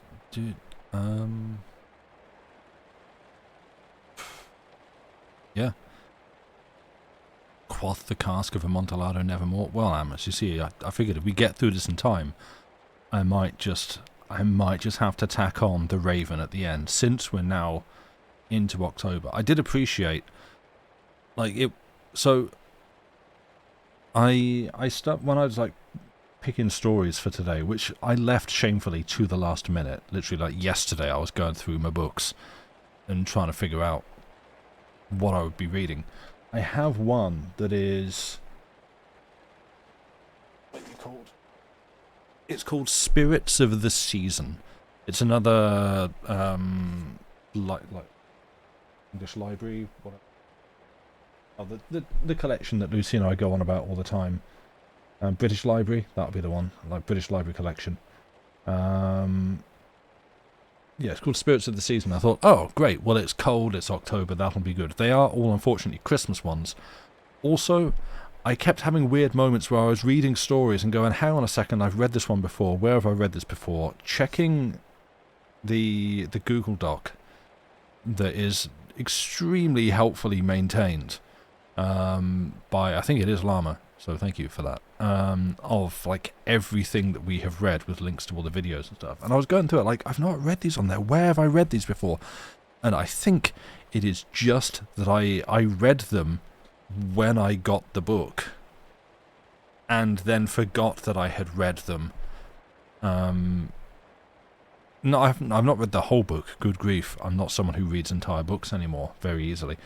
But I had started reading it, picked out some that I thought, oh yeah, I'll do these on stream sometime, and just never read them on stream. So I'm reading and thinking, no, I must have done these on stream. Why I can't plan and prep for something and then start reading on stream and everyone goes, hey Sam, we know this one, you've already done it. Not that there's a rule against that, but you know, it'd be embarrassing. And so that was super confusing to me. And then I decided I would swap things up a bit instead, because not least they're all more Christmas themed than Halloween. And so then when I started reading that one, the Watcher on the Threshold, by the Threshold for today, I was like, oh, this is set not just in autumn, but literally in October. Great. That's perfect. So, you know, that seemed good. But now we're going to go to equally appropriate carnival time in Italy.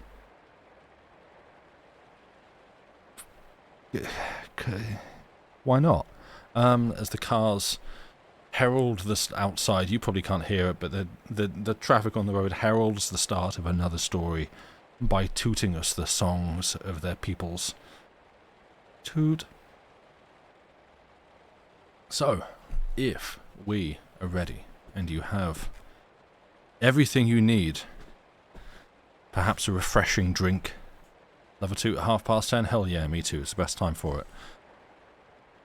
I suppose also a reminder as well, if you are listening on the YouTube, on the VODs, and you're not perhaps subscribed to our channel on YouTube, it's free, it costs you nothing, and it does us a solid, because it puts our numbers up and gives us more subscribers. It literally does nothing for us, but it helps you find the channel again, and you get to see our videos in your subscription feed when we post another one up. So, you know, we'd love to have you. No pressure. You don't have tea? It's a tragedy? Oh no, you have a cat, but you can't go and get tea? Ah, it's a shame. You have iced tea, it's perfect, alright. I would not this evening. It's now started raining. Ooh, good vibes. Right, if we are ready, if we are settled, it's 10:30, I've done a lot of talking, not enough reading this evening, so let us have, if you would join me, perhaps, in my cellar, for the Cask of Amontillado by Edgar Allan Poe. The 1,000 injuries of Fortunato I had borne as I best could, but when he ventured upon insult, I vowed revenge. You, who so well know the nature of my soul, will not suppose, however, that I gave utterance to a threat. At length I would be avenged. This was a point definitely settled, but the very definitiveness with which it was resolved precluded the idea of risk. I must not only punish, but punish with impunity. A wrong is unredressed when retribution overtakes its redresser. It is equally unredressed when the avenger fails to make himself felt as such to him who has done the wrong. It must be understood that neither by word nor deed had I given Fortunato cause to doubt my good will.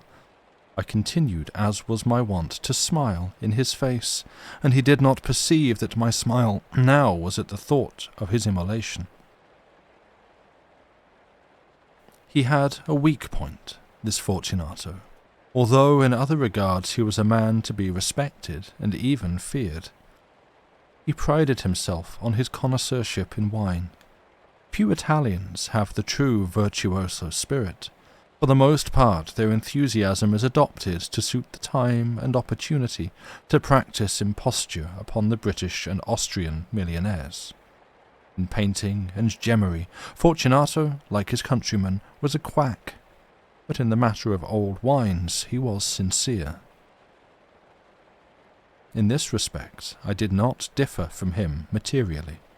I was skilful in the Italian vintages myself, and bought largely whenever I could. It was about dusk, one evening during the supreme madness of the carnival season, that I encountered my friend. He accosted me with excessive warmth, for he had been drinking much. The man wore motley. He had on a tight-fitting, party-striped dress, and his head was surmounted by the conical cap and bells. I was so pleased to see him that I thought I should never have done wringing his hand. I said to him, "My dear Fortunato, you are luckily met. How remarkably well you are looking today. But I have received a pipe of what passes for Amontillado, and I have my doubts." "How?" said he. "Amontillado? A pipe? Impossible! And in the middle of the carnival?" "I have my doubts," I replied, "and I was silly enough to pay the full Amontillado price without consulting you in the matter. You were not to be found, and I was fearful of losing a bargain." "Amontillado?" "I have my doubts." "Amontillado?" "And I must satisfy them." "Amontillado?" "As you are engaged, I am on my way to Lucchese. If anyone has a critical turn, it is he. He will tell me, Lucchese cannot tell Amontillado from sherry. And yet some fools will have it that his taste is a match for your own. Come, let us go." "Whither?" "To your vaults." "No, my friend, no. I will not impose upon your good nature. I perceive you have an engagement. Lucchese, I have no engagement. Come." "My friend, no. It is not the engagement, but the severe cold with which I perceive you are afflicted. The vaults are insufferably damp. They are encrusted with nitre." "Let us go, nevertheless. The cold is merely nothing. Amontillado, you have been imposed upon, and as for Lucchese, he cannot distinguish sherry from Amontillado." Thus speaking, Fortunato possessed himself of my arm, and putting on a mask of black silk, and drawing a roquelaure closely about my person, I suffered him to hurry me to my palazzo. There were no attendants at home. They had absconded to make merry in honour of the time. I had told them that I should not return until the morning, and had given them explicit orders not to stir from the house. These orders were sufficient, I well knew, to ensure their immediate disappearance, one and all, as soon as my back was turned. I took from their sconces 2 flambeaux, and giving one to Fortunato, bowed him through several suites of rooms to the archway that led to the vaults. I passed down a long and winding staircase, requesting him to be cautious as he followed. We came at length to the foot of the descent, and stood together upon the damp ground of the catacombs of the Montresors. The gait of my friend was unsteady, and the bells upon his cap jingled as he strode. "The pipe," he said. "It is farther on," said I, "but observe the white webwork which gleams from the cavern walls." He turned toward me and looked into my eyes with 2 filmy orbs that distilled the rheum of intoxication. "Nitre?" he asked at length. "Nitre," I replied. "How long have you had that cough?"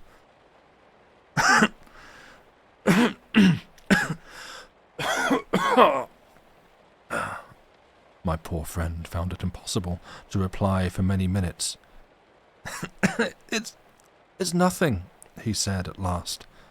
"Come," I said with decision, "we will go back. Your health is precious. You are rich, respected, admired, beloved. You are happy as once I was. You are a man to be missed. For me, it is no matter. We will go back. You will be ill, and I cannot be responsible. Besides, there is Lucchese." "Enough," he said. "The cough is mere nothing. It will not kill me. I shall not die of a cough." "True, true," I replied, "and indeed I had no intention of alarming you unnecessarily, but you should use all proper caution. A draught of this Medoc will defend us from the damps." Here I knocked off the neck of a bottle which I drew from a long row of its fellows that lay upon the mould. "Drink," I said, presenting him the wine.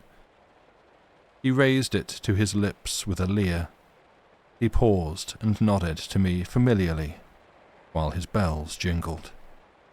"I drink," he said, "to the buried that repose around us." "And I to your long life." He again took my arm, and we proceeded. "These vaults," he said, "are extensive." "The Montresors," I replied, "were a great and numerous family." "I forget your arms." "A human foot d'or in a field azure. The foot crushes a serpent rampant whose fangs are embedded in the heel." "And the motto?" "Nemo me impune lacessit." "Good," he said. The wine sparkled in his eyes, and the bells jingled. My own fancy grew warm with the Medoc. We had passed through long walls of piled bones, with casks and puncheons intermingling, into the inmost recesses of catacombs. I paused again, and this time I made bold to seize Fortunato by the arm above an elbow. "The nitre," I said. "See, it increases. It hangs like moss upon the vaults. We are below the river's bed. The drops of moisture trickle among the bones. Come, we will go back ere it is too late. Your cough—" "It is nothing," he said. "Let us go on. But first, another draught of the Medoc." I broke and reached him a flagon of de Grave. He emptied it at a breath. His eyes flashed with a fierce light. He laughed and threw the bottle upward with a gesticulation I did not understand. I looked at him in surprise. He repeated the movement, a grotesque one. "You do not comprehend," he said. "Not I," I replied. "Then you are not of the Brotherhood?" How? You are not of the Masons? Yes, yes, I said. Yes, yes. You? Impossible. A Mason? A Mason, I replied. A sign, he said. A sign. It is this, I answered, producing from beneath the folds of my roquelaire a trowel. You jest, he exclaimed, recoiling a few paces. But let us proceed to the Amontillado. Be it so, I said, replacing the tool beneath the cloak and again offering my arm. He leaned upon it heavily. We continued our route in search of the Amontillado. We passed through a range of low arches, descended, passed on, and, descending again, arrived at a deep crypt in which the foulness of the air caused our flambeau rather to glow than flame.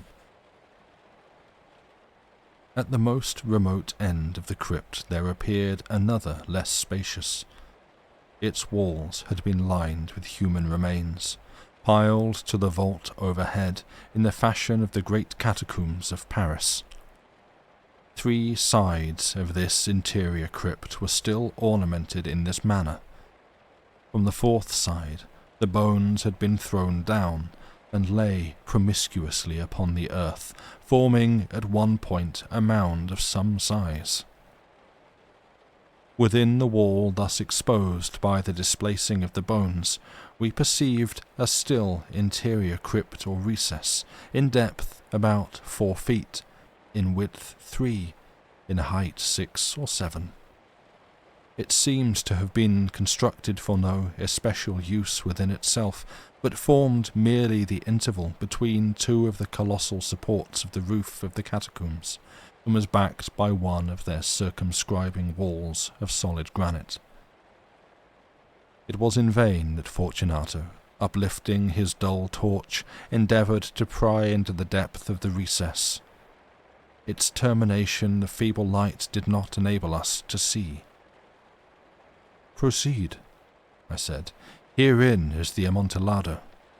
As for Lucchesi, he is an ignoramus, interrupted my friend as he stepped unsteadily forward, while I followed immediately at his heels. In an instant he had reached the extremity of the niche, and finding his progress arrested by the rock, stood stupidly bewildered. A moment more, and I had fettered him to the granite. In its surface were 2 iron staples, distant from each other about 2 feet horizontally. From one of these depended a short chain, from the other a padlock. Throwing the links about his waist, it was but the work of a few seconds to secure it. He was too much astounded to resist. Withdrawing the key, I stepped back from the recess. Pass your hand, I said, over the wall. You cannot help feeling the nitre. Indeed, it is very damp.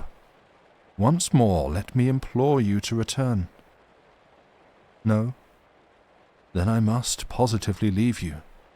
But I must first render you all the little attentions in my power.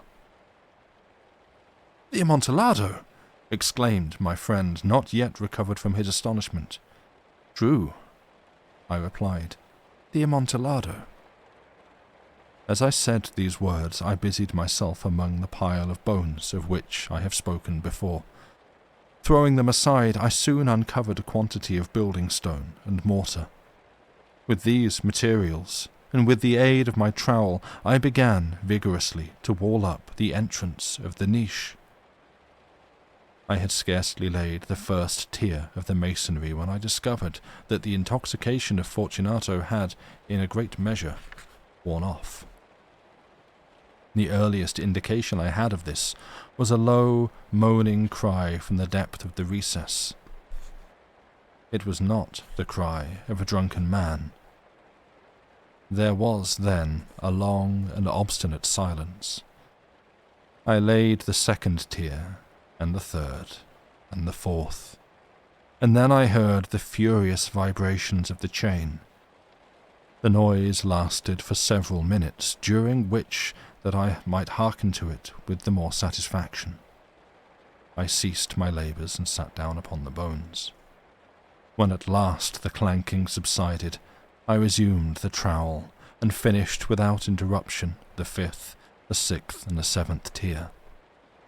The wall was now nearly upon a level with my breast. I again paused, and holding the flambeau of the mason work, threw a few feeble rays upon the figure within. A succession of loud and shrill screams, bursting suddenly from the throat of the chained form, seemed to thrust me violently back. For a brief moment I hesitated, I trembled. Unsheathing my rapier, I began to grope with it about the recess, but the thought of an instant reassured me. I placed my hand upon the solid fabric of the catacombs, and felt satisfied. I reapproached the wall. I replied to the yells of him who clamoured. I re-echoed, I aided, I surpassed them in volume and in strength. I did this, and the clamourer grew still. It was now midnight, and my task was drawing to a close. I had completed the 8th, the 9th, and the 10th tier. I had finished a portion of the last and the 11th. There remained but a single stone to be fitted and plastered in. I struggled with its weight. I placed it partially in its destined position, but now there came from the niche a low laugh that erected the hairs upon my head. It was succeeded by a sad voice, which I had difficulty in recognizing as that of the noble Fortunato. The voice said, "A very good joke indeed. An excellent jest. We shall have many a rich laugh about this at the palazzo, over our wine." "The Amontillado," I said. Yes, the Amontillado. But is it not getting late? Will there not be waiting us at the palazzo, the Lady Fortunato and the rest? Let us be gone?" "Yes," I said. "Let us be gone." "For the love of God, Montresor!" "Yes," I said. "For the love of God." But to these words I hearkened in vain for a reply. I grew impatient. I called aloud, "Fortunato!" No answer. I called again, "Fortunato!" No answer still. I thrust a torch through the remaining aperture and let it fall within. There came forth in return only a jingling of the bells. My heart grew sick. It was the dampness of the catacombs that made it so. I hastened to make an end of my labour. I forced the last stone into its position. I plastered it up. Against the new masonry, I re-erected the old rampart of bones. For the last half of a century, no mortal has disturbed them. In pace requiescat. The end.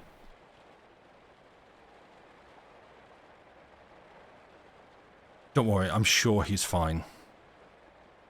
We wouldn't make jokes about it if he didn't end up okay, surely.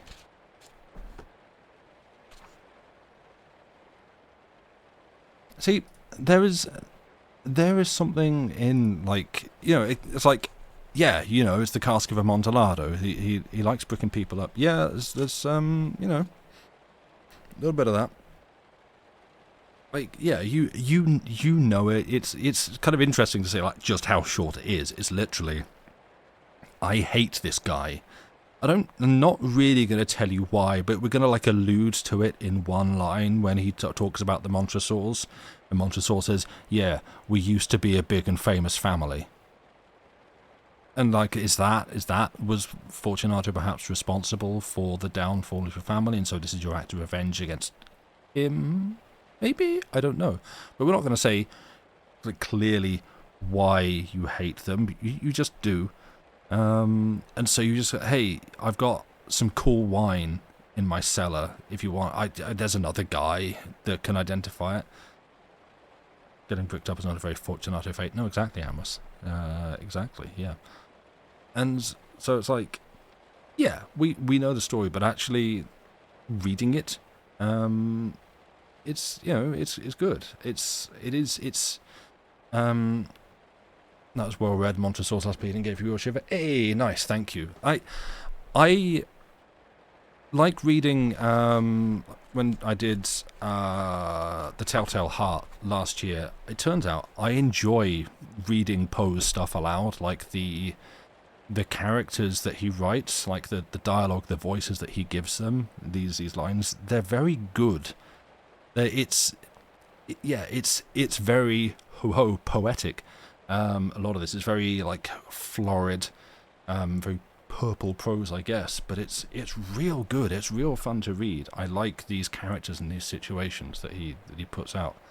Yeah, thank you. Yeah, I did consider reading it. I might. I mean, we've got a few more weeks of spooky streams. It's one that I was thinking I might come back to and do again this year, because I just really enjoyed doing it last year. And I'd kind of like to just read it again. But yeah, like I think partly the interesting thing is how you like how he names the stories. It's really convenient, like Friends episodes, the one with the raven, the one with the pit and the pendulum. Yes, there is that too. What's this one about? A Cask of Amontillado. You're not gonna guess what happens in it. But it's interesting how in these, and just from reading that I was doing, I'm kind of checking up on some of his other stories that I was considering doing today, how he tends to like writing from the perspective of the murderer. Like, he, if nothing else, he seems like a guy who, you know, frankly, I don't buy into the whole trying to psychoanalyze the author from the things they write, because, you know, people can write about all sorts of things for any number of reasons, but he seems, from his writings, like a guy who, you know, genuinely has experienced all kinds of troubles and worries and concerns and anxieties, and this seemed to, like, be a thing that he would do, like, put himself in the minds of people being buried alive or imprisoned by the Spanish Inquisition in some sort of hellish, torturous situation, or bothered by a raven that, you know, just only brings sadness and sorrow, or a murderer locking someone, like bricking someone into their cellar and stuff like that. Like, it's kind of, in some ways, sort of fairly not normal subject. You know, murder happens a lot in death, and murder and stuff happens a lot in stories, but telling it from the perspective of the murderer, buried alive, imprisoned by the Inquisition, bothered by a bird, all equal circumstances. I mean, you know, I doubt any of them would say they're having a good time. But anyway, if you would like, I've offered it. It won't take us long to read. Would you like to hear The Raven as well, since we're here? And it is, at least here, something of a dark and stormy night. You know, it's not quite midnight, but it is pretty dreary out there, although I happen to like the drear. So yeah, okay, let's let's have, if we are ready. Oh, and actually, you know what? If you'd like to read along, I have you a text. I have two texts. I can link you to one. I will link you, chat. There's one with illustrations. Almost midnight here. Yeah, it's 11 p.m. drear. Yeah. I won't bother pinning this one because it's only going to take a minute. But there was an illustrated and like annotated, fully like analysed copy of the Raven. Instead the poem, because that was the word on the screen. 6 in the afternoon here. Yeah, I don't know. Maybe Lucy and I should do. It sucks for the Europeans. Maybe one of us should do a stream at like American nighttime, so you can also get into the vibes. I don't know. A poem. Yes, exactly. Right. If we're ready. If we've clicked on that, if you would like to read along, Let's see how well I can do this. It's been read on here a few times already, and it's always good to come back to the classics. The Raven by Edgar Allan Poe.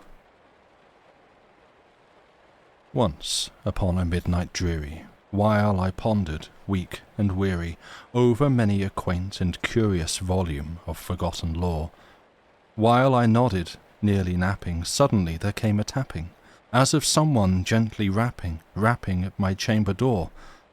"'Tis some visitor," I muttered, "tapping at my chamber door, only this, and nothing more." Distinctly I remember it was in the bleak December, and each separate dying ember wrought its ghost upon the floor. Eagerly I wished the morrow, vainly I had sought to borrow from my books surcease of sorrow, sorrow for the lost Lenore, for the rare and radiant maiden whom the angels named Lenore, nameless here for evermore.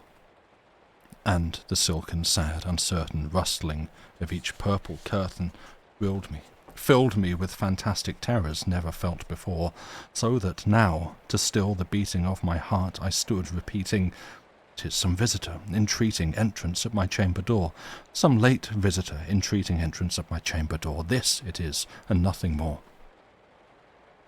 Presently my soul grew stronger, hesitating then no longer. "Sir," said I, "or madam, truly your forgiveness I implore, but the fact is I was napping, and so gently you came rapping, and so faintly you came tapping at my chamber door, that I scarce was sure I heard you. Here I opened wide the door.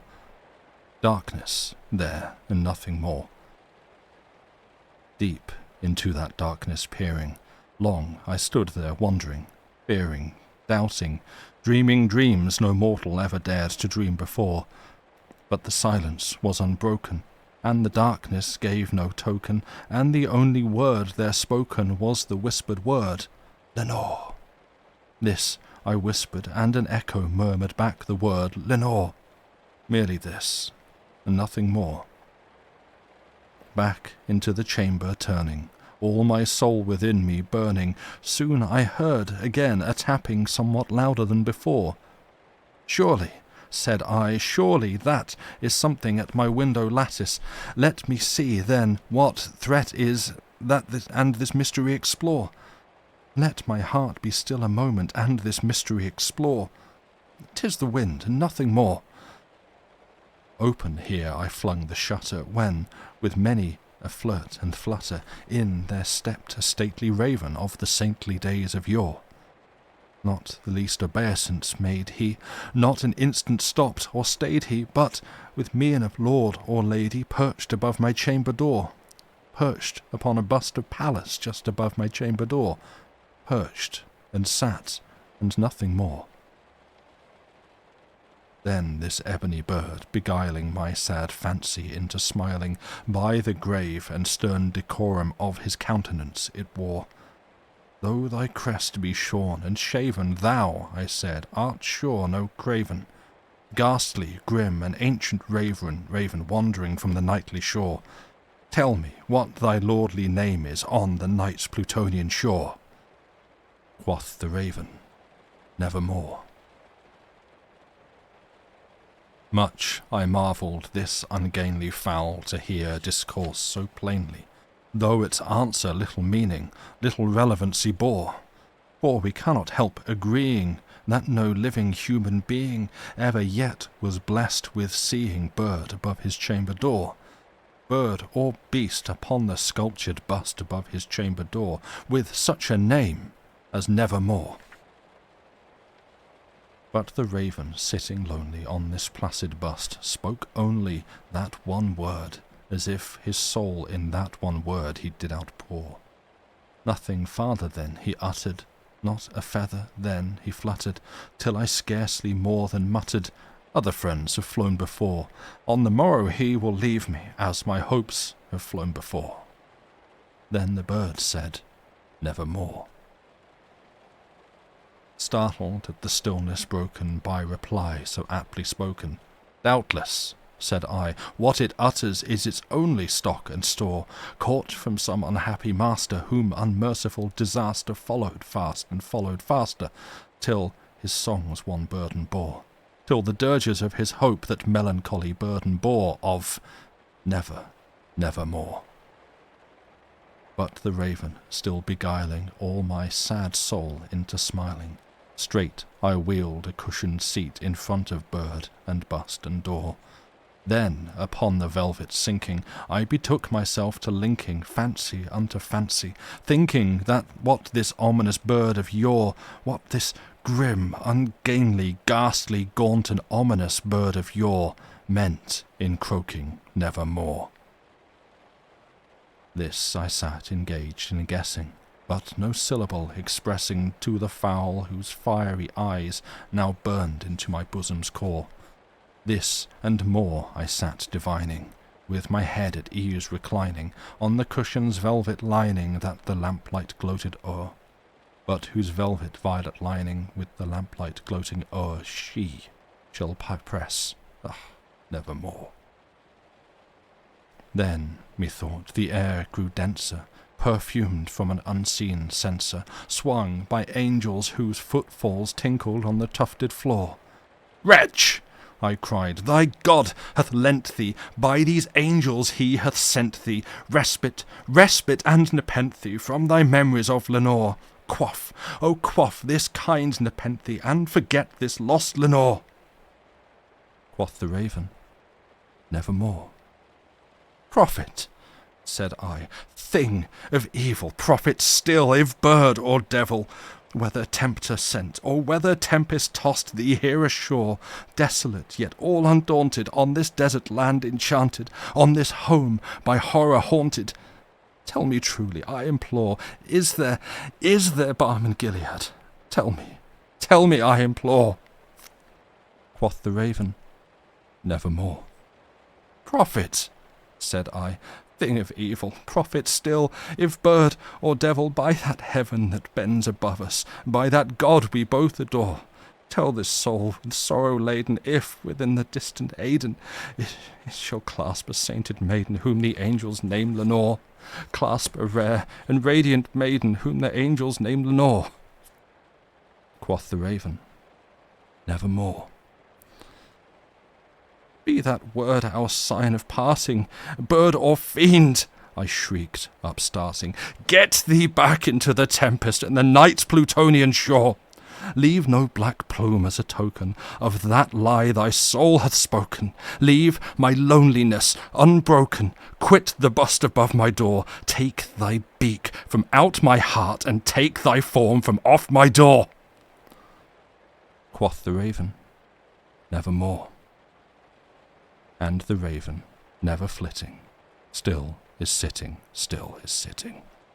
on the pallid bust of Pallas just above my chamber door, and his eyes have all the seeming of a demon's that is dreaming, and the lamplight o'er him streaming throws his shadow on the floor, and my soul from out that shadow that lies floating on the floor shall be lifted nevermore.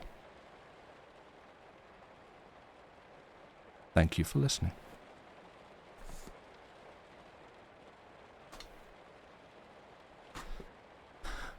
That's a good poem.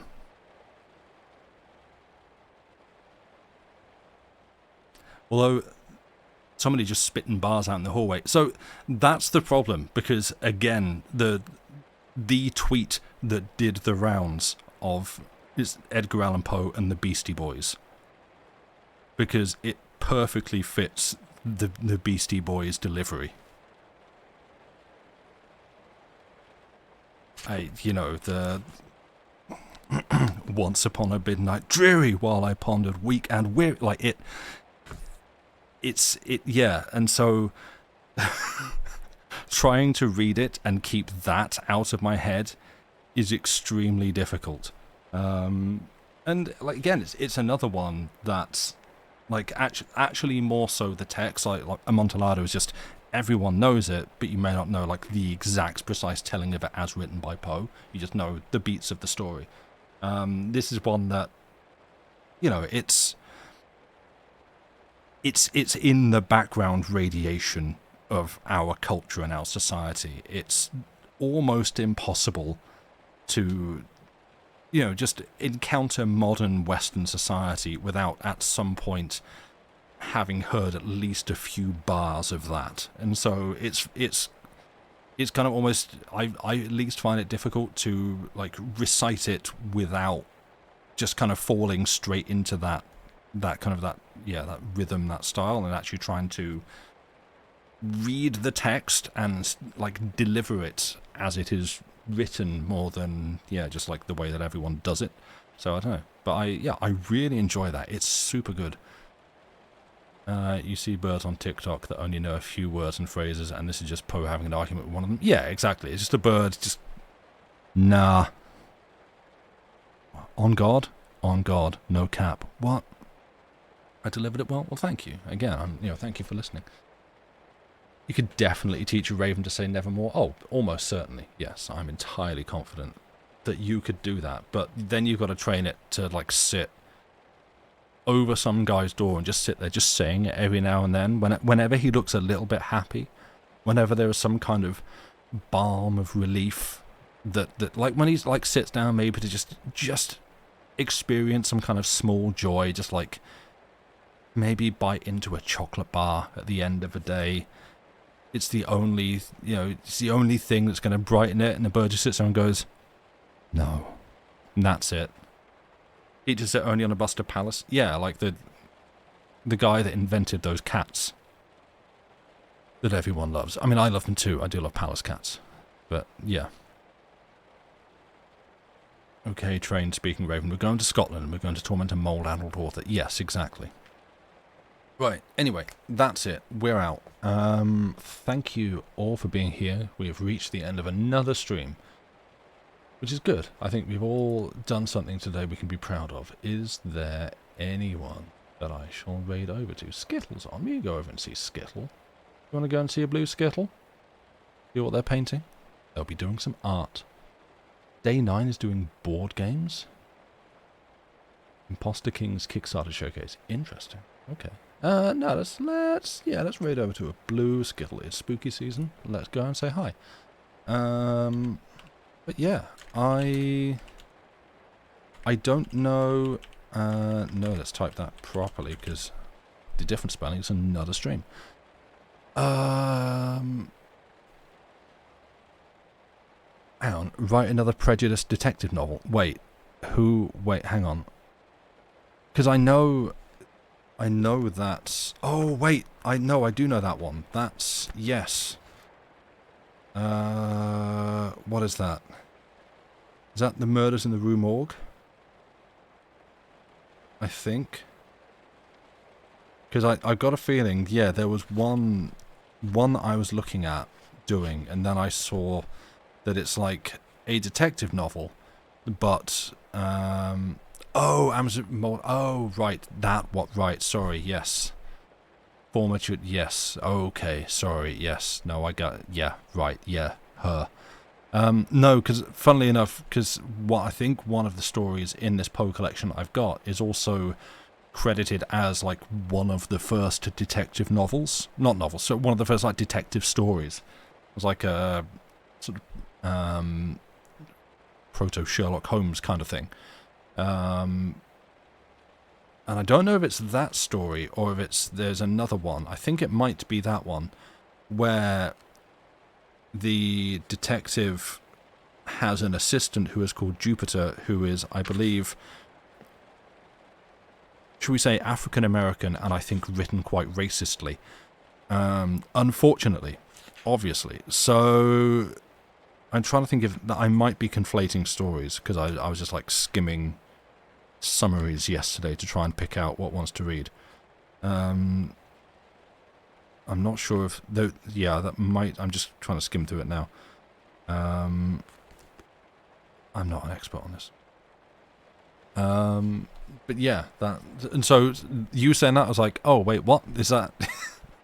Just dropping some of that Poe knowledge, but no, someone who is just actually an awful person. Yeah. Anyway, we'll not do that. Right. I'm going to send you over to a blue Skittle. They are a cool person, lovely streamer. They do very good fantasy art. They draw a lot of cats. They are definitely not a cat themselves. And yeah, I'm not sure so Lucy's not going to be around on Wednesday, I believe she has said, so there probably won't be a stream here. I want to stream more Dredge over on Longest John's Gaming, so I will probably be over there at some point at intervals this week, which has a lot of reading in it, it turns out. So if you want, frankly, the chill and text being read aloud vibes, then head over to keep an eye on that and head over there when that goes live, because Dredge is a good time. It's sort of eldritch fishing and crafting. It's great. Why? Oh, I see. Wow, that's lucky. I was just wondering why the desktop audio, which is muted, but it's like the sound meter for an OBS is bouncing around all over the place. It's because I had the stream unmuted in the background, but fortunately that wasn't coming through to stream. Otherwise, I would have been restreaming myself on here. You would have had an awful echo and the whole thing would have been ruined, and all of you would have been very, very polite to have not said anything until now. So that's lucky. That's, let's say, 2 pretty hefty bullets dodged. Streamception, yeah. Miserable, miserable streamception. You're definitely not that polite? No, that's true. That's fair. You are rude in the fashion of like a late 90s cartoon dog with sunglasses and a Hawaiian shirt. Right. I'm going to punt you all over to Skittle. Go say hello. Give him a follow if you're not already. Good channel. Highly recommended. And I will see you on the next stream, which here will probably be next Saturday. And if you're listening on YouTube, give us a follow. Go click on some other videos. Find something you like and tell someone that you like about it. That will help us a lot. And we'll see you on the next time. Have a good rest of the weekend, however much of it you have left. And goodbye. And good night.